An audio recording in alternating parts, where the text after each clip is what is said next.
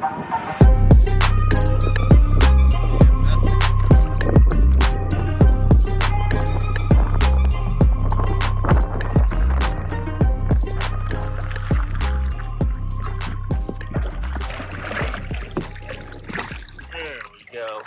that's what we're looking for. We've had a very rough last couple outings. Tried to make some DockSide TVs and just have really struggled. And that's pretty typical for the absolute dead of the winter. Right now we're fishing super cold day, very low water. This is what we're looking for. Now, what we do this time of the year is we just keep looking and looking and looking until we find them. And when you find them, they're going to be there every cold front in the same general area, same spot a lot of times. And it looks like we might have finally just found them right here. So let's see what we can do, as maybe we finally going to catch a day with some success in this really cool Louisiana weather. Here's another beauty. Bronze beauty, come on up. There we go. Now we're fishing real stained water as this big front just came through. You want to use real bright matrix shads, vortex shads, and that's the case. Nitrous, lemonhead, tiger bait. I got the limbo slice on right here. Bright, bright colors in that filth water. Another good one is Spartacus. That's black with a chartreuse tail. You just want good contrasting colors. Stay away from those clears. Clears are for your clean water situations. But we might be putting a pattern together here finally in this cold Louisiana weather with these beautiful reds. All right, so you just want to get a pretty good cast distance off when you're wintertime red fishing, like these straight canals, man-made canals, and make a long cast. You're going to be throwing it up like today. It depends on the estuary and how steep that drop-off is. But today we're fishing up tight, it's about 1 foot to 2.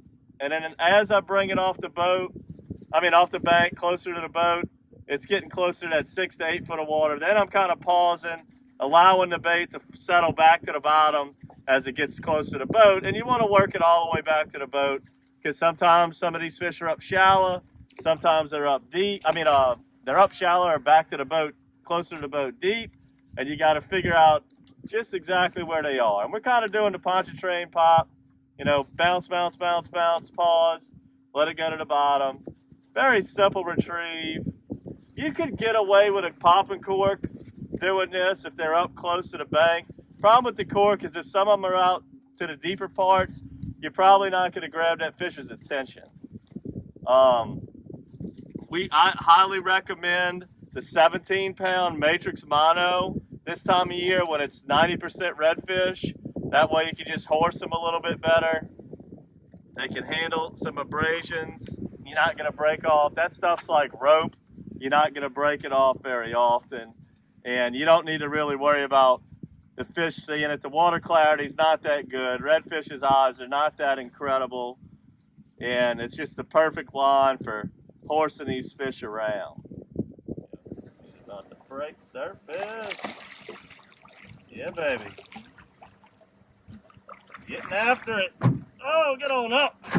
I probably would recommend using a net, but we catching them pretty consistently now. Now, when I grab this fish, he's pretty cold. What that tells you is they don't want to be shallow anymore. They don't want to be in the duck ponds. They don't want to be in the shallow creeks. They're coming into the man-made areas. You know, we fish over here off the Unknown or the Chef, or sometimes off the Wrigley's like Gohagens, or down by the wall, the Avenue Locks. I mean, there's a lot of places that we really like in the winter, and 90% of them are man-made. So like this canal we're in now, you see, when you look on a map and a canal straight as an arrow, 9 out of 10 times that's man-made. When something's man-made, it's typically deeper.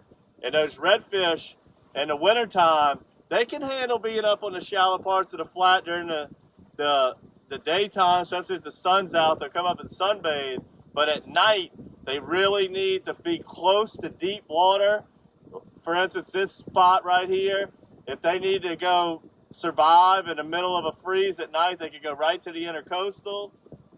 And when they come back into these man-made canals, they can really gang up. Now, we haven't found them every cast without moving the boat like they will do a lot this time of year, but we're steady catching them just simply going down this bayou, bouncing our brightest colored matrix shads with a 3/8 ounce jig head.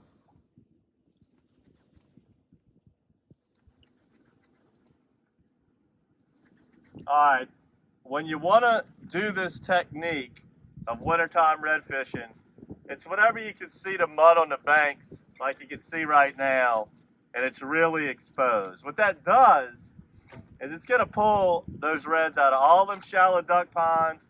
It's going to force them into whatever canal system or something deep. It's going to usually force them into the closest one they can find. And that's whenever you can catch them doing this little, like you could call it like an Oak River troll or something, just going down the shoreline and just popping a bait off the bottom. And that's whenever you got exposed mud, which when you're going to get exposed mud is on a west to northwest wind. And what comes after a west to northwest wind is frigid temperatures, which is going to drop the temperature of the water, which also forces the reds out the shallows. So not only can they not be in the shallows because of the water depth, they also don't want to be in the shallows because of the water temperature, and it drives them and forces them into these deeper man-made canals like the one we're fishing today.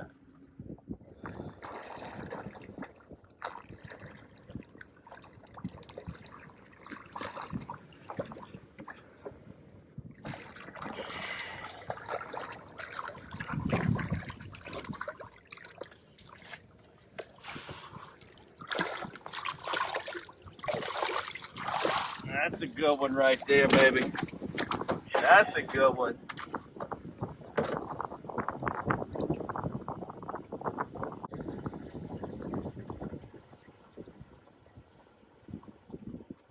Although it's freezing cold, a lot of people think that every little bite you're going to get when it's cold like that is going to be a real subtle little tap. Not redfish in the winter. When you find them, boom, they can tattoo that thing. Let me get him in the well, make another cast.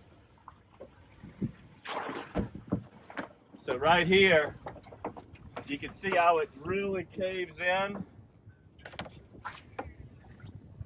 You can really see how that mud's exposed on the bank there. It's kind of like a little cove right here, coming from a real straight canal, or shall I say straight shoreline. And all it takes is one little indifference of the bank and you can hit the mother load of them ganged up.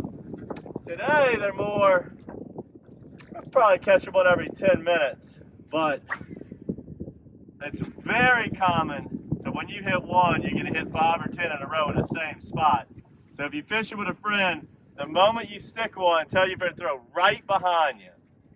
Throw right where that fish hit. 8 out of 10 times you're going to double up in the winter. That is just how the wintertime fishing is.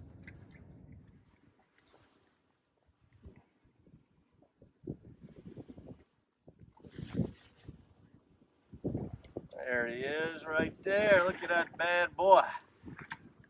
A lot of times when we're doing this, we catch a lot of rat reds. And we got to weed through them. But today it's mostly 5-pounders. And they are eating up that matrix. And you can kind of see how far off the bank I am right here. And that's what you want to do.